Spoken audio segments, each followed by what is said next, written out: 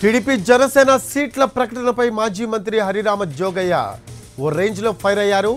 జనసేన అధ్యక్షుడు పవన్ కళ్యాణ్ కు ఘాటుగా లేఖ రాశారు.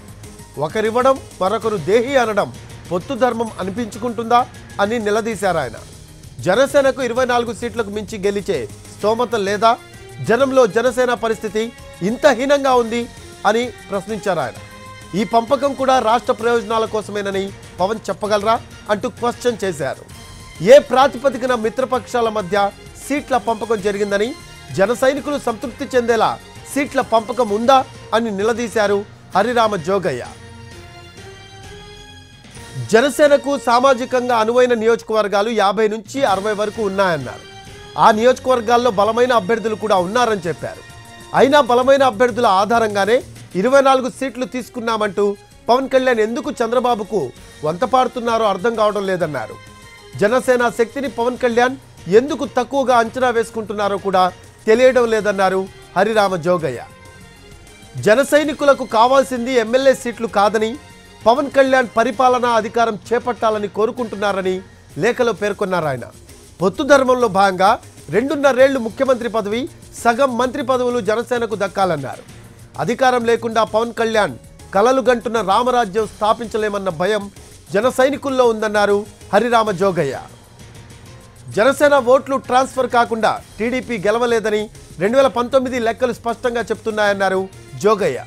జన సైనికులను సంతృప్తిపరచకుండా వైసీపీని ఎలా ఓడించగలనని కూటమి నేతలు నమ్ముతున్నారో తెలియడం లేదన్నారు ఆయన. టీడీపీ జనసేన కూటమి పదవులు పంచుకుంటుందని చంద్రబాబు స్వయంగా ప్రకటించాలని, అదే ఓట్ల సంక్షోభానికి మాత్ర అని అన్నారు హరిరామ జోగయ్య.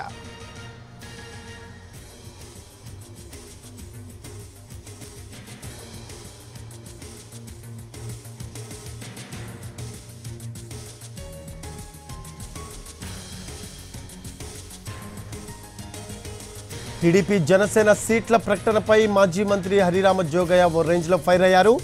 జనసేన అధ్యక్షుడు పవన్ కళ్యాణ్ కు ఘాటుగా లేఖ రాశారు ఆయన. ఒకరివ్వడం మరొకరు దేహి అనడం పొత్తు ధర్మం అనిపించుకుంటుందా అని నిలదీశారు ఆయన. జనసేనకు 24 సీట్లకు మించి గెలిచే స్తోమత లేదా? జనంలో జనసేన పరిస్థితి ఇంత హీనంగా ఉందా అని ప్రశ్నించారు ఆయన.